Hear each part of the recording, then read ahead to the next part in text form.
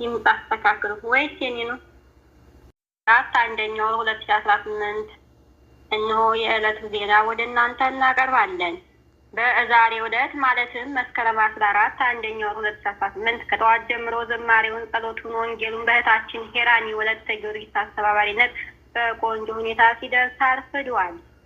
በመቀጠልም እህታችን ወለተ ተክለ ሃይማኖት በጎ መዓዛ ሽቶ ነሽ የሚለውን ዝማሬ እያቀረበች እያለ ክብርት መዳም በማቋረጧ ምክንያት ክብርት መዳም በቁጥጥር ስትዋልልን ስትል ወይዘሮ ሰላሚያ ቤቷ አቀርባለች። በመሆኑም ዝማሬው ሳይቋጭ ቀርቷል። ይህ ሁሉ የሆነው የመዝሙር ክፍሎች ኃላፊነታቸውን በአግባቡ ባለመወጣታቸው ነው ስትል ክብርት ምክትል እናታችን ሰላሚ ሀሳቧን ገልጻለች። እንዲሁም በስንክሳር ሰዓት ክቡር ወንድማችን ጄኔራል ገብረ መስቀል ስንክሳር አንብብ ሲባል ሰውዬ አለ አይመቸኝም በማለቱ እሱም እስከ ሰውየው ለፍርድ ይቅረቡልን ስትል እህታችን ወለተ ማርያም አቤቱታን አቀርባለች። ቀጣይ ዝርዝሩን እንስታችን። በመሆኑም ስንክሳር የሚያነብ ወንድ በመጥፋቱ ስንክሳር ላነብ ተዘጋጅቻለሁ ብላ እህታችን ወለተ ጊዮርጊስ በልዩ ስሟ ሙጫዬ ስታነብ የእሷም ሰዎች ስላቋረጧት እነሱም ለፍርድ ይቅረቡልን ሲሉ የማህበራችን አባላት ሀሳባቸውን ገልጸዋል። በመሆኑም እንደምንም ብላ አንብባ ስለጨረሰችልን እህታችን ቃለ ሕይወትን ያሰማልን እግዚአብሔር ይስጥልን ሲሉ የማህበሩ አባላት ምስጋናቸውን አቅርበውላታል።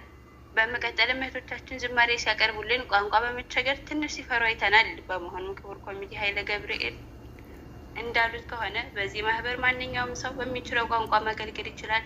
የማህበር 88ቱም ብሔር ብሔረሰቦች ያሉበት ነው።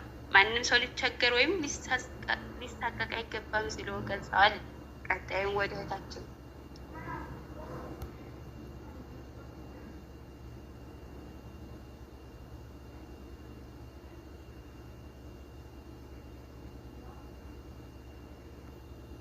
በመቀጠልም በክቡር መምህር አባ ጳውሎስ ስብከተ ወንጌል ተሰጥቶናል። የትምህርቱም ርዕስ የሐዋርያው ቅዱስ ጳውሎስ መልእክት ወደ ኤፌሶን ሰዎች ምዕራፍ 5 ቁጥር 5 ላይ በመነሳት ይህን ወቁ በሚል ርዕስ የሚገርም ትምህርትን እየሰጡን ያለ አምታታው የሚባል የኢትዮጵያ ኔትወርክ አቋረጣቸው። በመሆኑም ለ20 ደቂቃ ያህል አቆይቶብናል እና ክስን መሰርታለን ሲሉ ስማይጠሬ ተናግረዋል።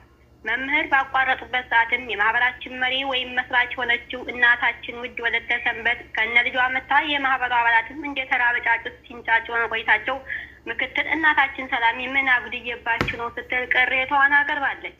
በመቀጠልም ክቡር መምህራችን ተመልሰው መጥተው ይህንን ወቁ የሚል ትምህርታቸውን መጥፎ እንዳለ ሁሉ ጥሩ ነገርም እንዳለ እያሉ በሰፊው በጣፋጭ አንደበታቸው አስተምረውናል። በእውነቱ ለአባታችን